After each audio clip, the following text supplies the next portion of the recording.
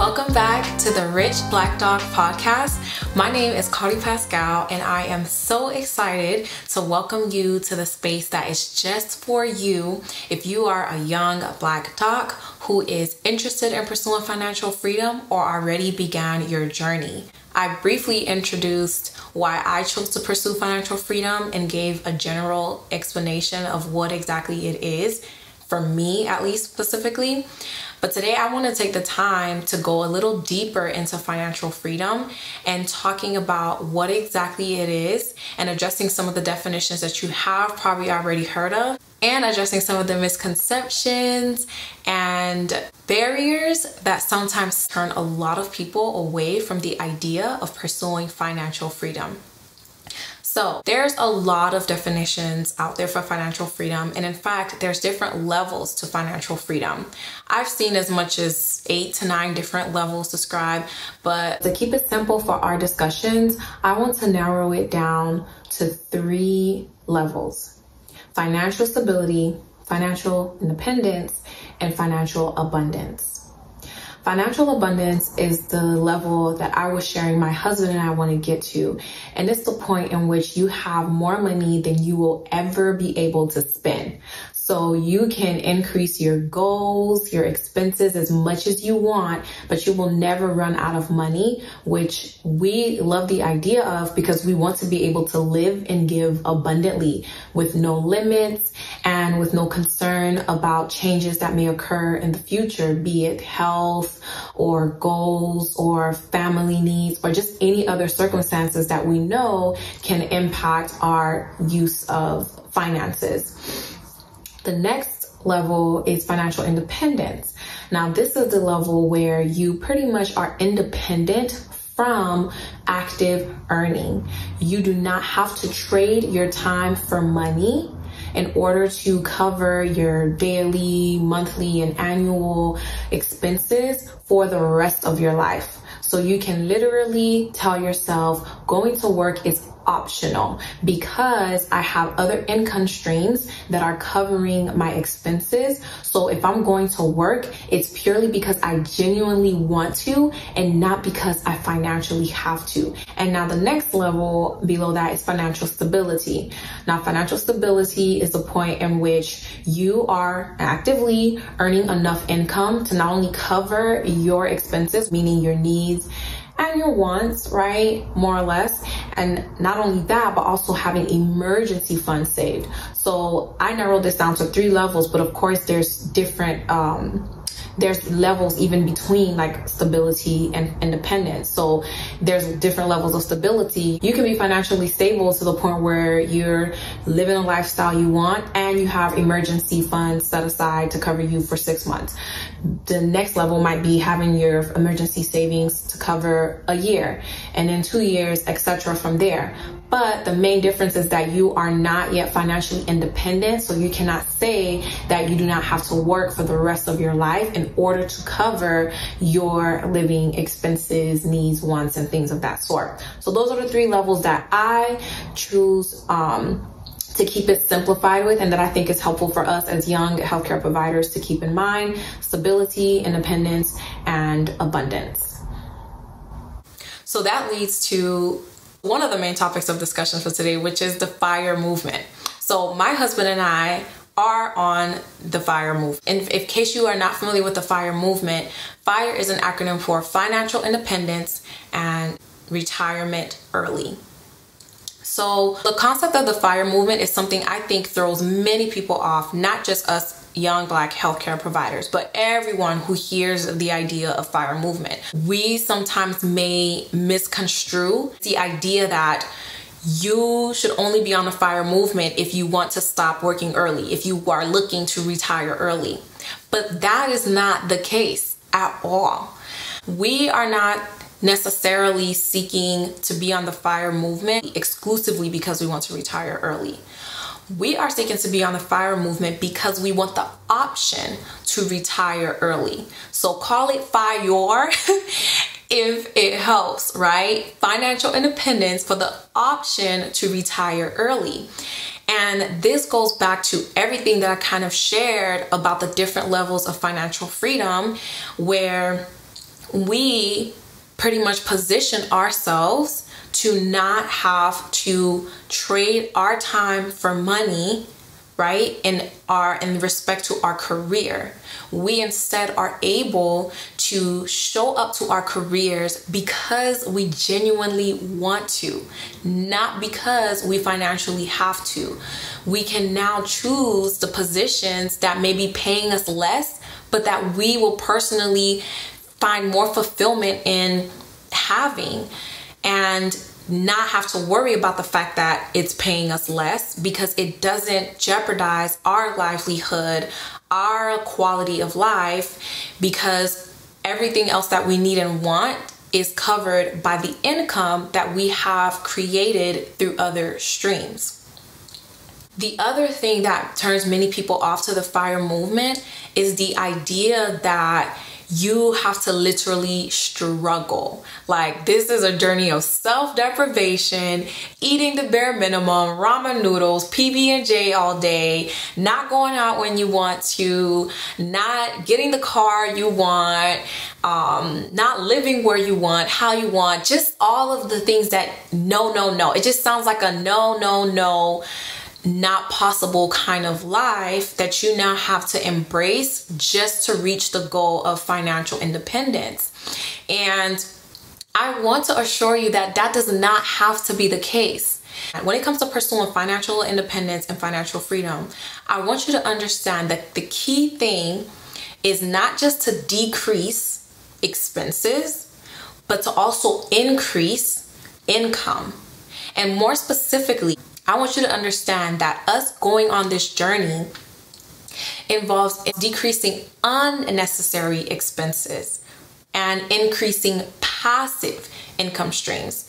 That's something that's important, because as young healthcare providers, we have already spent so much of our time and money and lives as a whole just earning the degrees, right, to serve. We've already sacrificed so much. So I get it. The thought of saying you have to keep sacrificing longer, you have to keep delaying those desires you have longer, it's a turnoff and it's discouraging. Consider the amount of years that you have already put into this struggle of becoming a doctor. But it does not have to require so much decrease of expenses. The solution, honestly, is simple. If you don't want to have to decrease your expenses so much, you just need to increase your passive income streams even more. When you increase your passive income streams even more, that then creates the money that you can save and invest and multiply towards your financial freedom goals without you having to cut back on the expenses that you are already making for your day-to-day living and the future expenses that you will want to add, right, for the life that you want to live, whatever that means for you. And that is honestly the beautiful thing and important thing about the journey to financial freedom. It is personal. It is what you make it. It is what you want it to be. No one, right? No one determines how you live but you. No one should determine how you live but you, right? Which is another reason why we want to do this, is because a lot of us are not even really living how we want to live, because we're having to tailor our lives around our job requirements, around our financial requirements. But that's the very reason of financial freedom, is to say, no, I own my time, and my need for money is not going to have a negative impact on how I choose to spend my time, how I choose to live my life. So as you go on to this journey to financial freedom, you decide what it looks like, what it means. You decide how much money you need to invest, how much money you need to create in other streams in order to reach financial freedom. Some individuals' definition of their best life involves a budget of just $5,000 a month. Whereas for some individuals, that monthly budget is $15,000 a month, right? And there's nothing wrong with either situation. What matters is that both individuals realize that they just need to create the income streams, that will cover those monthly expenses. And of course, if you have a higher number that you're trying to reach, it means that you're gonna have to put in more effort to reach that number. So let's talk about that effort, right? When it comes to decreasing our expenses, we already mentioned how it's unnecessary expenses that we want to decrease. So I don't want you to think that I'm over here trying to have you cut out things that are essential to your overall well-being. If you need to get that cup of coffee every day to thrive, do it. If you need to get your massage every week, do it.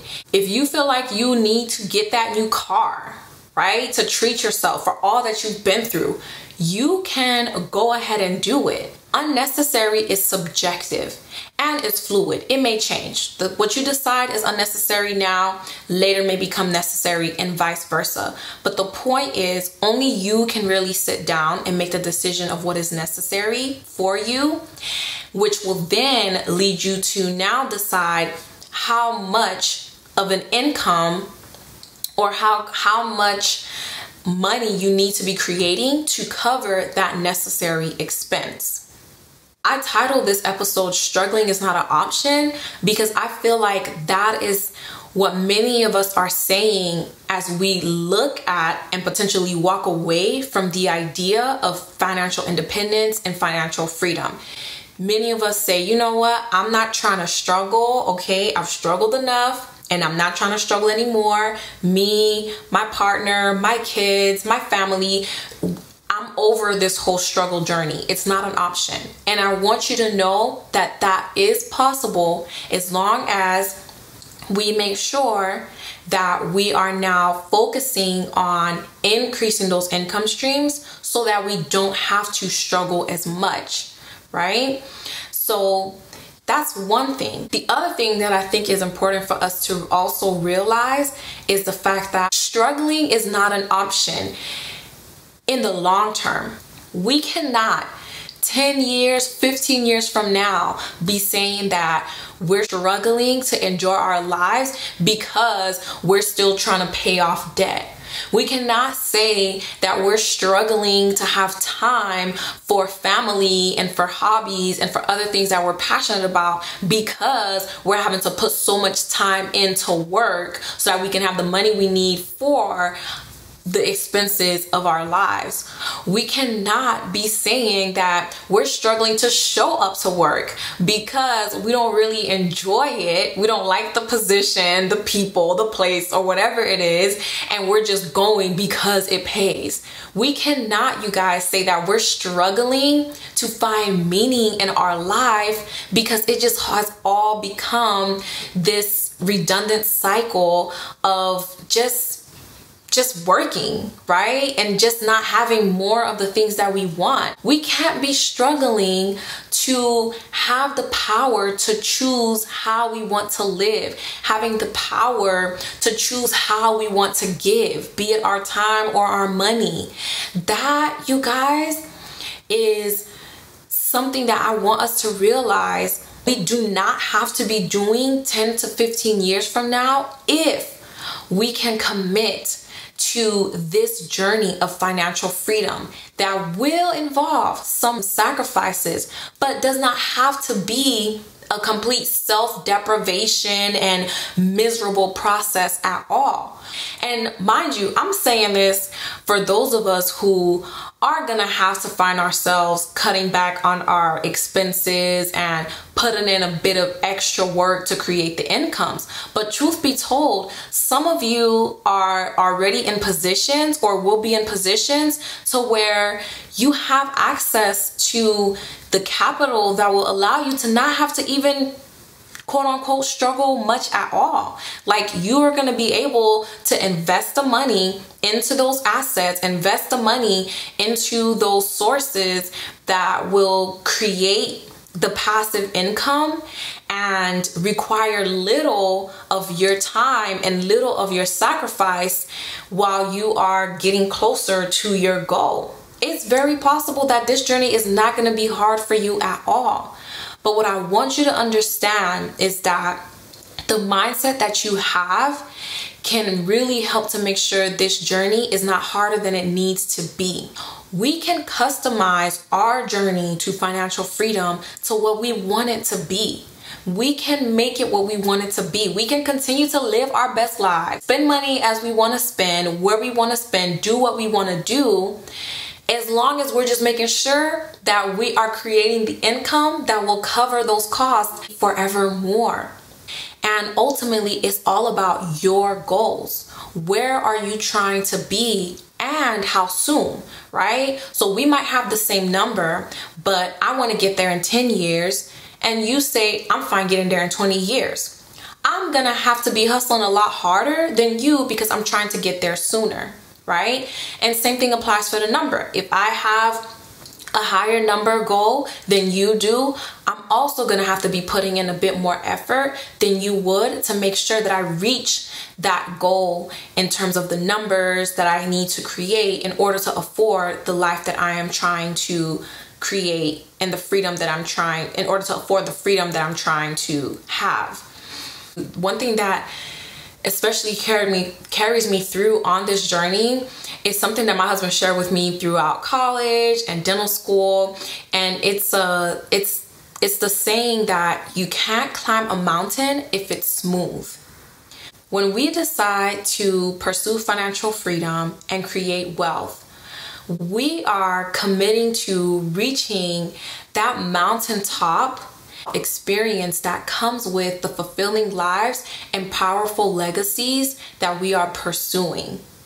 And as any individual will tell you, be it an entrepreneur, successful individuals, and even you, right? Even you, even us, from our personal experience of even achieving the degrees, getting to the positions that we are in, we all know that it is not easy.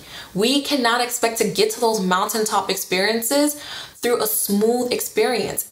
I know many of you feel like struggling is not an option now, but it's really and truly our mindset that determines if and how much we will truly accomplish those goals and experience the reality of those dreams. When I say this, I'm speaking from personal experience, because there are really times where I ask myself, why am I even doing this, right? Why am I even going through this quote unquote struggle?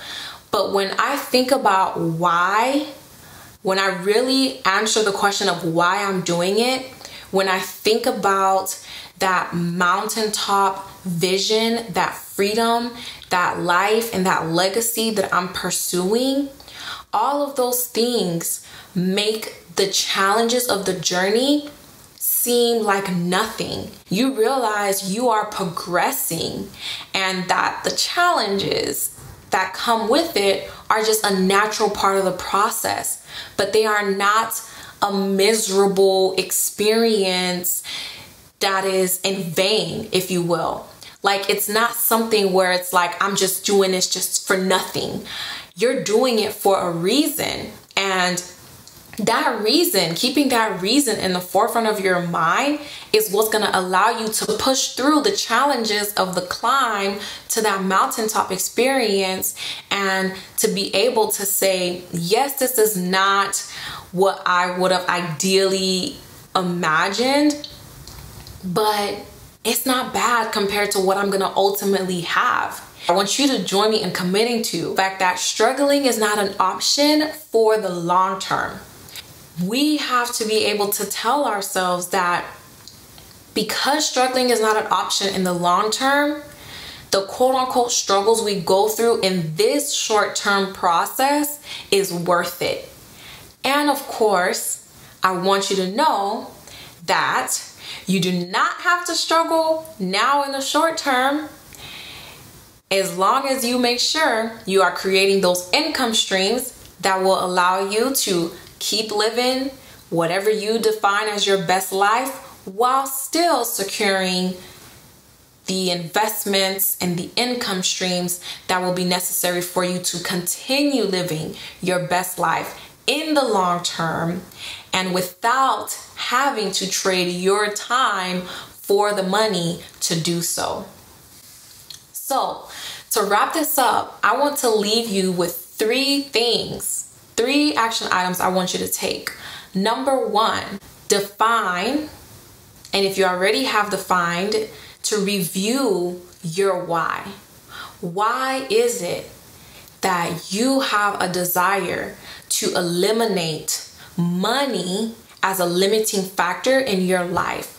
Why is it that you want to make sure you have the option to choose whoever or whatever is more important to you without finances being a concern or a reason to choose differently?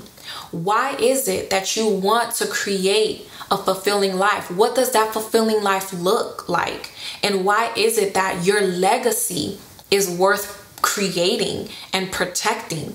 Ask yourself why. And if you haven't already written it down, take the time to write it down, because that is one of the main foundations to helping develop and reinforce the mindset that will help get through this journey to financial freedom.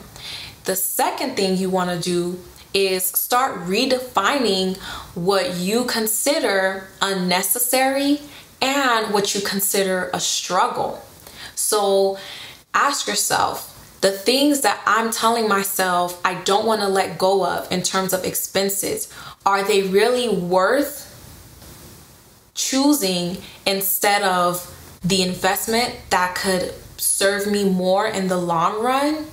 And when it comes to struggling, redefining that as progressing or moving up, leveling up, whatever it is that you can substitute struggling with, it's something that will help you to realize that this is something that comes with challenges, but they are natural. They are a natural part of this journey to the ultimate goal that I want to get to. And the third thing I want you to do is start thinking of some books or some podcasts that you can listen to help you. We cannot do this alone. And if we try to, the struggle will definitely be real. But I want to invite you to reach out and add to your life those individuals and those resources that's gonna nurture that mindset and fuel that passion that you have, so that you do not find yourself giving up that fulfilling life and powerful legacy that you are seeking to create. And if you are not sure where to begin, I want to invite you to follow me on Instagram if you don't already do so, and click in the link in my bio so that you can see the list of books and podcasts that I personally recommend as being super helpful on this journey.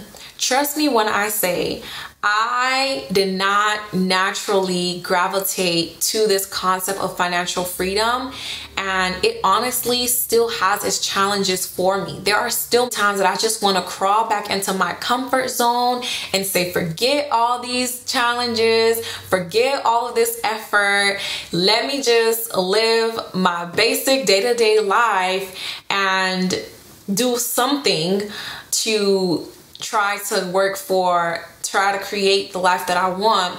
But the more I surround myself with different individuals and read these books, listen to these podcasts, keep remembering my why, the more I am fueled to keep going and to not give up. And that's what I want for you as well. Consider me your number one cheerleader, your coach, your guide. I have not made it to the ultimate end yet, but I have made enough progress to be able to tell you that you can do the same. And I want you to believe in your potential, believe in your why, and believe in the fact that your fulfilling life and your legacy are worthy. I'll see you again on the next episode. Peace.